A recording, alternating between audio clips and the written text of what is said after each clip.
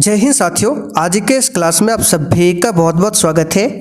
तो साथियों, बिहार पुलिस सिपाही की नई भर्ती 2025 के लिए आज आपका हिस्ट्री, पॉलिटी और ज्योग्राफी से बहुत ही शानदार प्रश्नों को कवर करने वाले हैं और आज का सेशन देखकर आपको भी मज़ा आ जाएगा। इसलिए साथियों, आप लोग पूरा क्लास को ध्यान से देखिए। ये क्लास बिहार पुलिस ड्राइवर की जो तैयारी कर रहे हैं वो भी इस क्लास को देख सकते हैं। तो चलिए, रात के 8 बज चुके हैं, फटाफट से आप लोग लाइव चैट के साथ जुड़ जाइए। तो साथियों, आज का पहला क्वेश्चन देखिए, भारतीय राष्ट्रीय कांग्रेस की स्थापना कब की गई थी? 1865, 1867, 1885 या फिर डी 1887 में। चलिए, क्वेश्चन नंबर 1 के लिए आप लोग आंसर बताइए और प्रत्येक स्टूडेंट को नीचे लाइव चैट में अपना अपना आंसर करना है, जिससे कि आप सभी का प्रॉपर तरीके से रिवीजन हो सके। तो देखिए, भारतीय राष्ट्रीय कांग्रेस की बात करें, इसकी स्थापना कब होती है? तो पूरा डेट है 28 दिसंबर 1885 को इसकी स्थापना होती है। कहाँ पर? तो जगह का नाम भी याद रखिएगा, बम्बई में। इसकी स्थापना किसने किया था? तो दूसरा क्वेश्चन याद रखिएगा, A.O. ह्यूम ने। ठीक है, A.O. ह्यूम ने भारतीय राष्ट्रीय कांग्रेस की स्थापना किया था। जिस समय इसकी स्थापना होती है उस समय भारत का वायसराय कौन था? तो याद रखिएगा, लॉर्ड डफरिन। लॉर्ड डफरिन उस समय भारत का वायसराय था, ध्यान रखिएगा। तो इसकी स्थापना कब हुई थी? 1885 में। तो जिन्होंने भी यहाँ पर सी ऑप्शन को टिक किया है, आपका बिल्कुल सही आंसर है 1885। चलिए आगे बढ़ते, क्वेश्चन नंबर दूसरा, निम्नलिखित में से कौन नरमपंथियों में नहीं थे?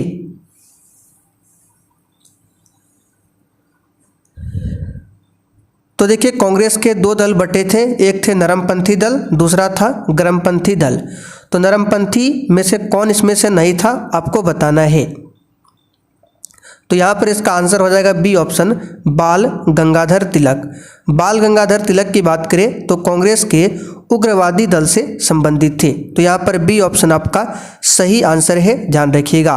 बाल गंगाधर तिलक के अतिरिक्त आपका बिपिन चंद्र पाल, ठीक है, लाला लाजपत राय और अरविंद घोष, ये भी उग्रवादी दल के प्रमुख नेता थे। तो बाल गंगाधर तिलक, दूसरा कौन हो गया आपका? बिपिन चंद्र पाल, लाला लाजपत राय, अरविंद घोष, ये सभी जो है उग्रवादी दल के नेता थे, ध्यान रखिएगा। अच्छा, नरमपंथी दल के नेता कौन कौन थे? तो कुछ नाम बता देते हैं, जैसे कि आपका व्योमेश चंद्र बनर्जी हो गया, गोपाल कृष्ण गोखले, आरसी दत्त, ठीक है, आरसी दत्त, ये सभी नरमपंथी या उदारवादी दल के नेता थे। तो यहां पर आंसर आपका क्या हो जाएगा? बाल गंगाधर तिलक। क्वेश्चन नंबर देखिए तीसरा, भारतीय राष्ट्रीय आंदोलन गरमपंथियों के प्रभावाधीन कब आया था?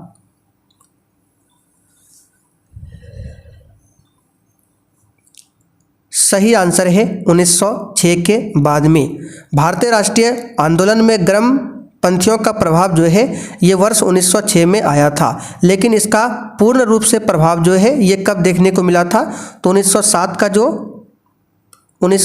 का जो कांग्रेस का सूरत अधिवेशन हुआ था, इसी में पूर्ण रूप से दिखा ये प्रभाव। किसका? तो याद रखिएगा, गरमपंथियों का भारतीय राष्ट्रीय आंदोलन में। तो आया था 1906 के बाद, लेकिन प्रभाव दिखा था 1907 का जो सूरत अधिवेशन हुआ था इसके बाद में।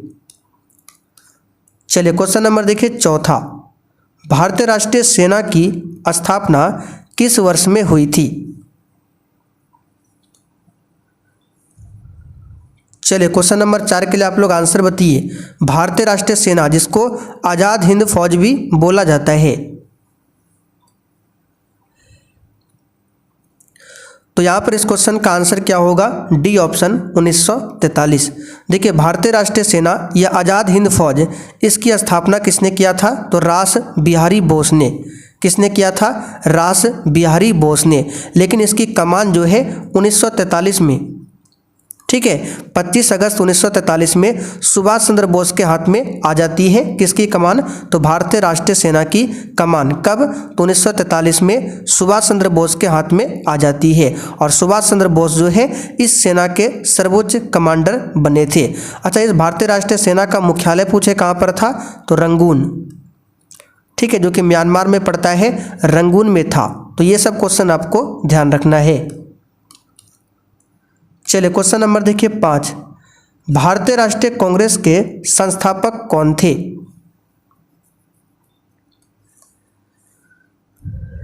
तो भारतीय राष्ट्रीय कांग्रेस के संस्थापक थे A.O. ह्यूम। कौन थे? A.O. ह्यूम। तो यहां पर बताना है इसमें से ऑप्शन में से कौन सा हो जाएगा। तो भारतीय राष्ट्रीय कांग्रेस के संस्थापक तो आप सभी जानते हैं A.O. ह्यूम थे। और कौन थे? ब्रिटिश सरकार में एक अवकाश प्राप्त असैनिक अधिकारी थे। कौन थे? असैनिक अधिकारी।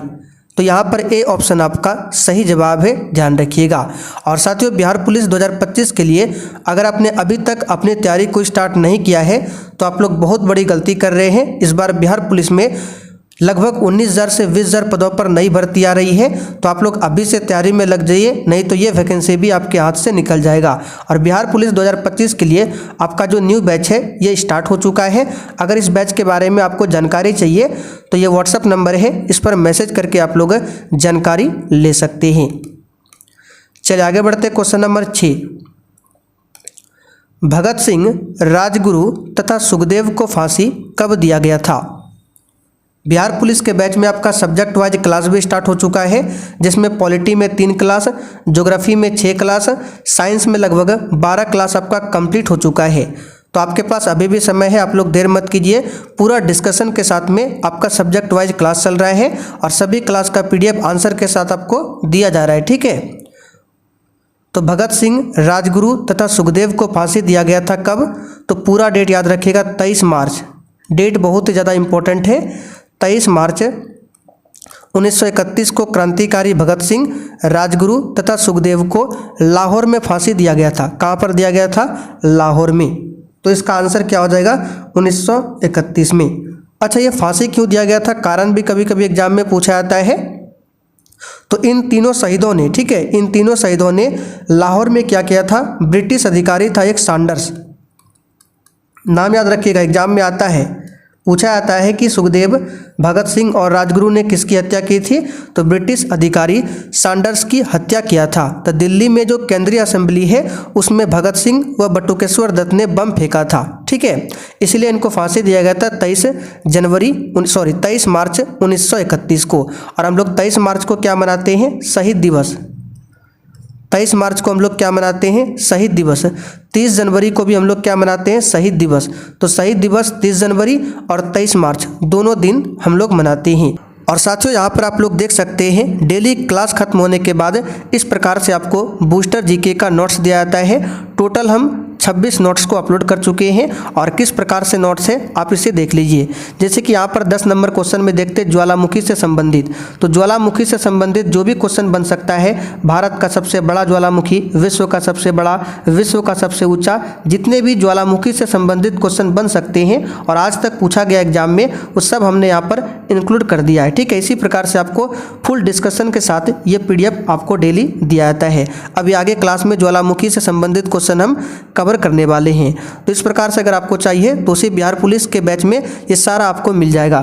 टोटल 26 नोट्स अपलोड कर चुके हैं और इस प्रकार से टोटल हम 100+ नोट्स आपको देने वाले हैं, जो कि बिहार पुलिस और किसी भी एग्जाम की तैयारी करते हैं इस सभी के लिए इम्पोर्टेंट होगा। देखिए, लंदन में जनरल डायर को किसने गोली मारी थी?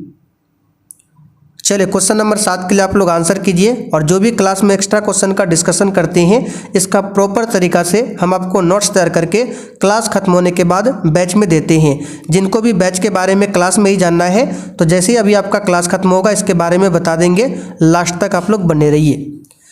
तो लंदन में जाकर जनरल डायर को किसने गोली मारी थी? तो सरदार उधम सिंह ने। यहाँ पर डी ऑप्शन आपका सही जवाब है, सरदार उधम सिंह ने। कब मारा था? तो वर्ष 1940 में। डेट याद रखिएगा, वर्ष 1940 में। चलिए आगे बढ़ते हैं क्वेश्चन नंबर 8। स्वराज पार्टी का गठन डैश की असफलता के बाद हुआ था। और सब्जेक्ट वाइज क्लास में आपका हिस्ट्री का क्लास अभी स्टार्ट नहीं हुआ है, ठीक है, पॉलिटी का क्लास स्टार्ट हो चुका है और जो भी हम क्लास आपको कराएंगे पूरा डिटेल में डिस्कशन के साथ, ताकि एग्जाम में कहीं से भी क्वेश्चन आए वो आपसे छूटे ना। इसलिए आप लोग अभी से तैयारी में कीजिए, तैयारी में लग जाइए और जमकर तैयारी कीजिए। इस बार आपको 100% बिहार पुलिस में सिलेक्शन लेना है। तो स्वराज पार्टी का गठन जो है किसकी असफलता के बाद हुआ था? तो याद रखिएगा, स्वराज पार्टी का गठन जो है असहयोग आंदोलन की असफलता के बाद हुआ था। अच्छा, स्वराज पार्टी का गठन कब हुआ था? तो मार्च 1923 में। डेट याद रखिएगा, मार्च 1923 में स्वराज पार्टी का गठन हुआ था। किसने किया था? तो CR दास और पंडित मोतीलाल नेहरू के द्वारा किया गया था। कहाँ पर किया गया था? तो इलाहाबाद में। ठीक है, कहाँ पर? इलाहाबाद में। चलिए आगे बढ़ते हैं। INA की स्थापना कब हुई थी? चलिए आगे अभी आपको पॉलिटी का क्वेश्चन मिलेगा, फिर ज्योग्राफी का भी क्वेश्चन मिलेगा। तो INA का फुल फॉर्म होता है इंडियन, यहाँ पर लिख देते हैं Indian national army. Indian national army, ठीक है, ये इसका फुल फॉर्म है और हिंदी में इसी को बोला जाता है इंडियन नेशनल आर्मी को आज़ाद हिंद फौज। तो आज़ाद हिंद फौज की स्थापना जो है आप सभी जानते हैं किसके द्वारा किया गया था? तो ये सिंगापुर में किया गया था कैप्टन मोहन सिंह के द्वारा। कैप्टन मोहन सिंह के द्वारा 1 सितंबर 1942 को आज़ाद हिंद फौज की पहली डिवीज़न का गठन किया जाता है। ठीक है, कितने सैनिकों को लेकर किया गया था? तो याद रखिएगा, यहाँ पर लिख देते हैं 16,300। तो आपसे क्वेश्चन पूछेगा कि बताइए जो INA है यानी कि आज़ाद हिंद फौज है, इसकी स्थापना कैप्टन मोहन सिंह के द्वारा 1 सितंबर 1942 को कितने सैनिकों के द्वारा किया गया था? तो 16,300 सैनिक। कितने? 16,300 सैनिकों को लेकर इसकी स्थापना किया गया था। कहाँ पर? तो याद रखिएगा सिंगापुर में। किसने किया था? तो कैप्टन मोहन सिंह ने। आंसर क्या हो जाएगा? C ऑप्शन, सिंगापुर में। जो भी क्वेश्चन का डिस्कशन करते हैं ध्यान से सुनिएगा। अखिल भारतीय खिलाफत सम्मेलन जो कि 1919 में हुआ, उसका अध्यक्ष किसे चुना गया था?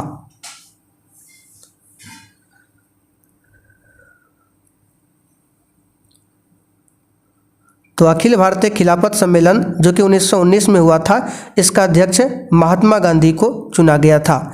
यहाँ पर A ऑप्शन आपका सही जवाब है। चलिए आगे बढ़ते हैं। 1908 में बाल गंगाधर तिलक को जेल हुई थी, कितने वर्षों के लिए? अच्छा, बाल गंगाधर तिलक को भारतीय शांति का जनक किसने कहा था? आप लोग कमेंट करके बताइए। तो 1908 में बाल गंगाधर तिलक को 6 वर्ष की सज़ा सुनाई गई थी और उन्हें यह सज़ा वर्मा की जेल, किसमें? वर्मा की जेल में काटनी पड़ी थी। अगला क्वेश्चन, अधिकतर नरमपंथी नेता थे। और देखिए साथियों, जिन्होंने अभी तक सेशन को लाइक नहीं किया है, आपसे रिक्वेस्ट है आप लोग सेशन को साथ में लाइक करते चलिए।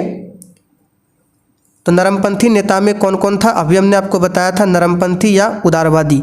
इसमें आपका व्योमेश चंद्र बनर्जी, गोपाल कृष्ण गोखले, RC दत्त, ये सभी नरमपंथी नेता थे। ठीक है, तो यहाँ पर इस क्वेश्चन का आंसर क्या हो जाएगा? तो कांग्रेस में जो नरमपंथी नेता थे वो थे समृद्ध थे, मध्यम वर्गीय थे, बुद्धिजीवी थे। ठीक है, जिनमें से आपका इंजीनियर, डॉक्टर, वकील, पत्रकार एवं साहित्यकार थे, ये सभी। ठीक है, और इसमें से जो संबंध था आपका शहरी क्षेत्रों से, किस क्षेत्र से थे सभी नेता? शहरी क्षेत्रों से। अगला क्वेश्चन देखिए, हो विद्रोह कब हुआ था? चलिए, बहुत ही शानदार क्वेश्चन है, बताइए। तो हो विद्रोह से संबंधित जो भी क्वेश्चन बन सकते हैं, आइए सभी को बता देते हैं। जैसे कि हो विद्रोह कब हुआ था, ये इसका कारण क्या था, इसका दमन किसने किया था, सभी को हम लोग जान लेते हैं, ताकि एग्जाम में कोई भी क्वेश्चन इससे रिलेटेड आए तो आपसे छूटे ना। तो देखिए, एक क्षेत्र है सिंहभूम, ध्यान से सुनिएगा। एक क्षेत्र है सिंहभूम जो कि अंग्रेजों के द्वारा संरक्षित था। तो हुआ क्या था, यहाँ का एक शासक था। सिंहभूम जो क्षेत्र है ये वर्तमान में झारखंड में पड़ता है, इसे याद रखिएगा। कहाँ पर पड़ता है? झारखंड में पड़ता है। तो इस क्षेत्र के तत्कालीन शासक थे जगन्नाथ सिंह। ठीक है, सिंहभूम क्षेत्र के तत्कालिक शासक कौन थे? जगन्नाथ सिंह। तो इस जगन्नाथ सिंह ने क्या किया था? तो सिंहभूम क्षेत्र में एक जनजाति रहता था, हो जनजाति। कौन सा जनजाति? हो जनजाति। तो हो जनजातियों का जो विद्रोह चल रहा था तो जगन्नाथ सिंह ने क्या किया था, इसके जनजातियों के विद्रोह को क्या करना चाहा था, तो दमन करना चाहते नहीं, खत्म करना चाहा था जगन्नाथ सिंह ने हो जनजातियों के विद्रोह को। तो इसी के विरोध में हो विद्रोह आपका हुआ था। कब हुआ था? तो 1820-21 के दौरान। तो हो विद्रोह जो है सबसे पहले तो हुआ था जगन्नाथ सिंह के खिलाफ, उसके बाद में ये विद्रोह अंग्रेजों के साथ भी हुआ था। तो याद रखिएगा 1820-21 के दौरान। अच्छा, इस हो विद्रोह को दमन किसने किया था? तो याद रखिएगा नाम दो व्यक्ति है, मेजर रफसीज और दूसरा व्यक्ति कौन था? Captain Richard. तो हो विद्रोह का दमन किसने किया था? मेजर रफसीज और कैप्टन रिचर्ड ने मिलकर किया था। चलिए आगे बढ़ते। क्वेश्चन 14, 1921 के मोपला आंदोलन जो शाखा थी। तो मोपला आंदोलन के बारे में हमने कहीं आपको बताया था कि ये केरल के मालाबार तट में हुआ था 1921 में। तो इसका आंसर क्या हो जाएगा? ऑप्शन ए हो जाएगा, खिलाफत आंदोलन की शाखा थी मोपला विद्रोह। अच्छा, इस मोपला विद्रोह का जो नेतृत्व किया था किसने किया था? तो अली मुसलियार ने। ये क्वेश्चन आता है, ध्यान रखिएगा। अली मुसलियार ने मोपला आंदोलन का नेतृत्व किया था। चलिए आगे देखते हैं। 6 जुलाई 1942 को वर्धा में महात्मा गांधी ने कांग्रेस की कार्यकारी समिति में अपने भारत छोड़ो आंदोलन की चर्चा की। तब उस समिति के अध्यक्ष कौन थे? तो 1942 का डेट दिया गया है और इस समय भारतीय राष्ट्रीय कांग्रेस जो चल रहा था उस अधिवेशन की अध्यक्षता किसने किया था? तो याद रखिएगा मौलाना अबुल कलाम आज़ाद ने। भारत के प्रथम शिक्षा मंत्री बने थे मौलाना अबुल कलाम आज़ाद। चलिए आगे देखते हैं। फ्रंटियर गांधी का असली नाम क्या है?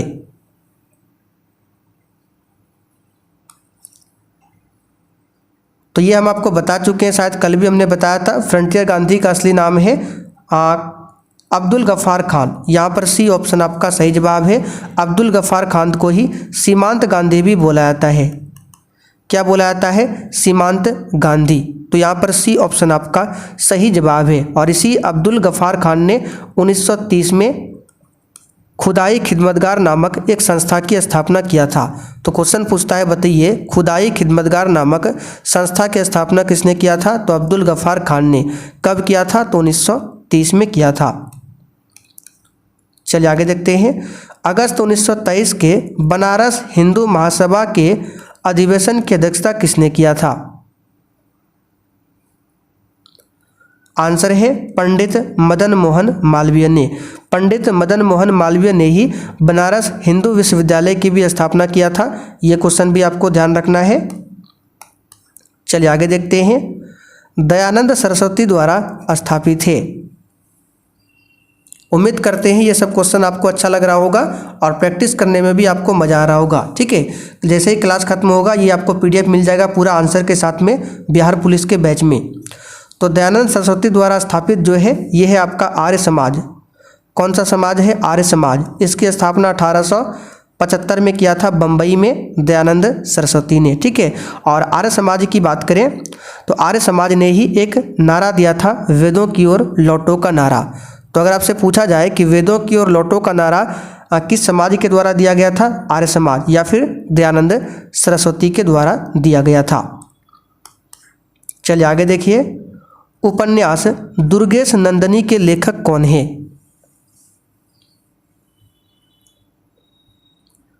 तो बंकिम चंद्र चटर्जी है। कौन है? बंकिम चंद्र चटर्जी द्वारा लिखित उपन्यास है दुर्गेश नंदिनी। अच्छा, बंकिम चंद्र चटर्जी की सर्वप्रमुख रचना आनंद मठ भी है। ये किसकी रचना है? तो ये भी आपका बंकिम चंद्र चटर्जी की रचना है। और इसी आनंद मठ में सन्यासी विद्रोह का वर्णन मिलता है। तो क्वेश्चन एक बार आया था कि सन्यासी विद्रोह का उल्लेख किस रचना में मिलता है? तो याद रखिएगा आनंद मठ में मिलता है। किसके द्वारा रचित है? तो बंकिम चंद्र चटर्जी के द्वारा। वंदे मातरम को भी किसने लिखा है? बंकिम चंद्र चटर्जी ने। नालंदा विश्वविद्यालय की स्थापना का युग कौन सा है? तो ये तो गुप्त काल में हुआ था, आप सभी जानते हैं। किसने किया था? तो इसकी स्थापना किया था कुमार गुप्त ने। किसने किया था? कुमार गुप्त ने। नालंदा विश्वविद्यालय के विनाश का कारण कौन था? ये तो सब जानता है, मुसलमान। कौन था? मुसलमान, ठीक है। और कौन था मुसलमान में भी? तो अलाउद्दीन खिलजी के गुलाम था बख्तियार खिलजी। अलाउद्दीन खिलजी का गुलाम बख्तियार खिलजी ने ही नालंदा विश्वविद्यालय को नष्ट किया था।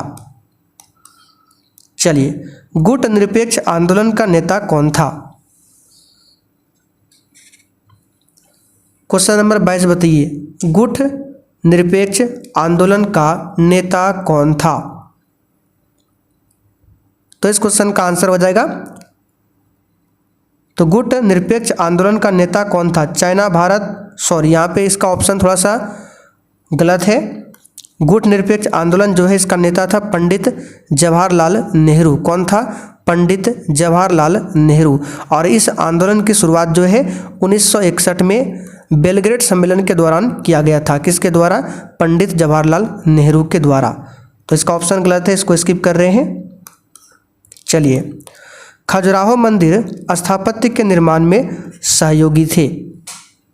अब आपका ज्योग्राफी स्टार्ट हो चुका है। बताइए, खजुराहो का मंदिर कहाँ पर है? मध्य प्रदेश के खजुराहो में स्थित है। और इसका निर्माण करवाया था चंदेल राजाओं ने। किसने किया था? चंदेल शासकों के द्वारा किया गया था। किस शताब्दी में पूछा जाता है? तो 10वीं से 11वीं शताब्दी के लगभग, यानी 10वीं 11वीं शताब्दी के लगभग में हुआ था खजुराहो मंदिर का निर्माण। चलिए आगे देखिए, पंचायती राज प्रथम प्रवर्तित किया गया। तो पंचायती राज सबसे पहले आप सभी जानते हैं राजस्थान में लागू हुआ था। हम आपको कई बार बता चुके हैं, 2 अक्टूबर 1959 राजस्थान का नागौर जिला, ठीक है। उस समय प्रधानमंत्री कौन था? पंडित जवाहरलाल नेहरू। और राजस्थान के बाद दूसरा राज्य बनता है आंध्र प्रदेश, इसको लागू करने वाला। चलिए, पंचायती राज का प्रधान लक्ष्य क्या है? बिल्कुल शानदार क्वेश्चन है, बताइए। और आपके एग्जाम में अब थ्योरी बेस्ड ही क्वेश्चन इसी तरह से आएगा। तो पंचायती राज का प्रधान लक्ष्य क्या है? इसका आंसर क्या हो जाएगा 25 के लिए? ग्रामवासियों में शक्ति का विकेंद्रीकरण करना, ठीक है। विकेंद्रीकरण का मतलब होता है बांटना। तो ग्रामवासियों में शक्ति का विकेंद्रीकरण करना, यह पंचायती राज का प्रधान लक्ष्य है। पंचायती राज को डैश के अंतर्गत स्वशासन की इकाई के रूप में संगठित किया गया था। बीच में यहाँ पर डैश है, यहाँ पे होगा। तो ऑप्शन को चेक कीजिए, तो भारतीय संविधान के मूल अधिकार, भारतीय संविधान की प्रस्तावना, राज्य का नीति निर्देशक तत्व, या भारतीय संविधान के 73वां संशोधन। कई बार हम पॉलिटी क्लास में बता चुके हैं, 73वां संशोधन 1992 के तहत पंचायती राज को संवैधानिक दर्जा मिला था। और 24 अप्रैल 1993 को यह अधिनियम पूरे देश में लागू हुआ था, पंचायती राज वाला, ठीक है। और 24 अप्रैल को हम लोग क्या मनाते हैं? तब से पंचायती राज दिवस। भारत में संघीय वित्त यानी फेडरल फाइनेंस संबंध रखता है।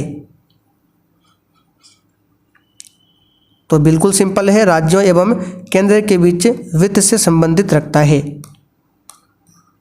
चलिए, भूमि सुधार के विषयों के अंतर्गत है, यानी भूमि सुधार संघ सूची में आएगा, समवर्ती सूची में, या फिर राज्य सूची में। तो हमारे संविधान में 12 अनुसूची है। 12 में से जो 7वीं अनुसूची है, इसी में संघ सूची, समवर्ती सूची, राज्य सूची के बारे में बताया गया है, ठीक है। संघ सूची में वर्तमान में 100 विषय है, राज्य सूची में वर्तमान में 61 विषय है, समवर्ती सूची में 52 विषय है, ठीक है। तो भूमि सुधार आपका राज्य सूची में आता है, पंचायती राज भी आपका राज्य सूची में ही आएगा। ग्रांड कैनियन क्या है?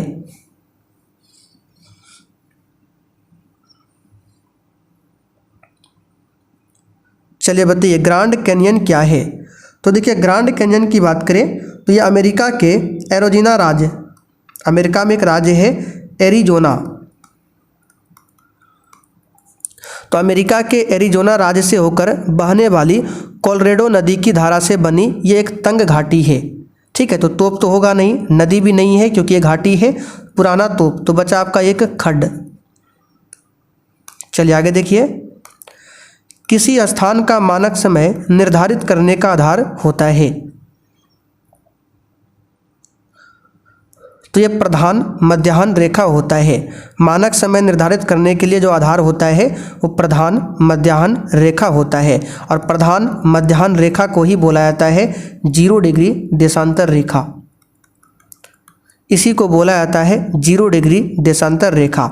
और 0 डिग्री देशांतर रेखा कहाँ से होकर गुजरती है? तो लंदन के ग्रीनविच नामक स्थान, ब्रिटेन की राजधानी एक है लंदन, और लंदन में एक स्थान है ग्रीनविच, तो ग्रीनविच स्थान से 0 डिग्री देशांतर गुजरती है, ध्यान रखिएगा।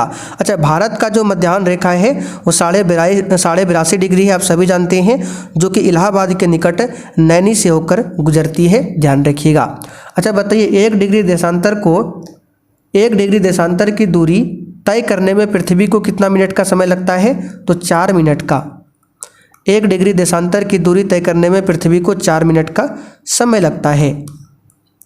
चलिए, माउंट एटना क्या है? तो जितने भी ज्वालामुखी है हम आपको बता चुके हैं। माउंट एटना हो गया, फ्यूजियामा हो गया, माउंट पोपा हो गया, ठीक है, सेडर, और आपका बैरन हो गया, नारकोंडम हो गया, एक क्लास में हमने आपको बताया था। और जितने भी ज्वालामुखी से संबंधित क्वेश्चन है, कल ही शायद हमने नोट्स नंबर 26 में इसे अपलोड कर दिया है, आप लोग पढ़ सकते हैं। तो माउंट एटना क्या है? एक ज्वालामुखी है। यहाँ पर सी ऑप्शन आपका सही जवाब है, ध्यान रखिएगा। माउंट एटना जो है सिसिली द्वीप पर स्थित एक सक्रिय ज्वालामुखी है, देता है।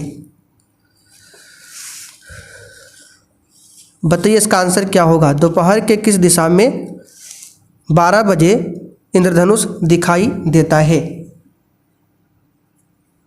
तो यहाँ पर इस क्वेश्चन का आंसर क्या हो जाएगा? तो इंद्रधनुष को दिन के 12 बजे किसी भी दिशा में नहीं देखा जा सकता है, किसी भी दिशा में नहीं। तो आंसर क्या होगा? यह नहीं देख सकते 12 बजे, क्योंकि सूर्य जो होता है सीधा सर के ऊपर होता है। रामेश्वरम किस राज्य का हिस्सा है? ये तो नॉर्मल सा क्वेश्चन है, तमिलनाडु हो जाएगा। चलिए आज का आखिरी क्वेश्चन, बोडो कहाँ का निवासी है? देखिए, बोडो जनजाति जो है ये कई क्षेत्रों में निवास करती है, लेकिन यहाँ पर हमको ऑप्शन के अकॉर्डिंग आंसर करना है। तो इसमें से देखिए आपका गारो की पहाड़ी हो गया, यहाँ पर बोडो जनजाति निवास करती है। इसके साथ में आपका असम हो गया, पूर्वोत्तर भारत का कुछ क्षेत्र इसमें भी शामिल है जहाँ पर बोडो निवास करता है, ठीक है। एक पूछा जाता है आपका जो कि नीलगिरी की पहाड़ी पर टोडा जनजाति, अगर पूछे टोडा जनजाति का निवास स्थान कहाँ है तो नीलगिरी पहाड़ी क्षेत्र यानी कि तमिलनाडु। तो चले साथियों, आज के लिए इतना ही। अब आप लोग कमेंट करके बताइए आज का सेशन आपको कैसा लगा। अब जिनको बिहार पुलिस का बैच परचेज करना है, आइए उनको थोड़ा सा बता देते हैं, और जिनको पता है अब आप लोग जा सकते हैं। तो देखिए, ये है आपका बिहार पुलिस का बैच। आइए इसमें क्या क्या मिलेगा सबसे पहले बता देते हैं। इसमें सबसे पहले डेली आपको रात 8 बजे क्लास मिल जाएगा, जिसमें history, polity, geography, economics, science सब मिक्स होगा। और क्लास जैसे ही खत्म होगा उसका PDF आपको तुरंत मिल जाएगा। क्लास खत्म होने के बाद मिल जाएगा आंसर के साथ में। नीचे आपको आंसर लिखा मिलेगा, जैसे ये क्वेश्चन है तो इसी के नीचे आंसर रहेगा। दूसरा है सब्जेक्ट वाइज क्लास, यानी हिस्ट्री का अलग होगा, पॉलिटी का अलग होगा, ज्योग्राफी का अलग होगा, हर एक सब्जेक्ट का क्लास होगा बिल्कुल आपका डिस्कशन के साथ में, और इसमें भी आपको PDF मिल जाएगा। तीसरा वाला आपके लिए बहुत काम का चीज़ है, शॉर्ट नोट्स। इसको जितने भी PDF हमने अपलोड अभी तक कर दिया है सभी को तैयार कर लीजिए, जिन्होंने बैच ले रखा है। यहाँ से आपके बिहार पुलिस के एग्जाम में डायरेक्ट क्वेश्चन फंसेंगे। ये छोटा छोटा सब्जेक्ट वाइज नोट्स है, इसमें आपको मिल जाएगा। चौथा है बूस्टर GK। इसमें आपको क्या मिलेगा? तो जो भी हम एक्स्ट्रा डिस्कशन करते हैं ये पूरा लिखकर हम आपको डेली देते हैं, और टोटल इस प्रकार से हम 26 नोट्स को अपलोड कर चुके हैं, जो कि हमने पीछे आपको दिखाया था। इसमें आपको मिल जाएगा क्वेश्चन बैंक, ठीक है, क्वेश्चन बैंक आपको मिल जाएगा पिछले 12-13 साल का बिहार पुलिस का। और कैसा मिलेगा? 1 लाइनर फॉर्म में, ये भी डिस्कशन के साथ में मिलेगा। तो बहुत ही कम फी में 139 रुपया में ये सारा चीज़ आपको मिल रहा है। अभी ऑफर है, तो आप लोग देर मत कीजिए। ये WhatsApp नंबर है, कुछ भी पूछना हो तो इस पर मैसेज करके आप लोग पूछ सकते हैं।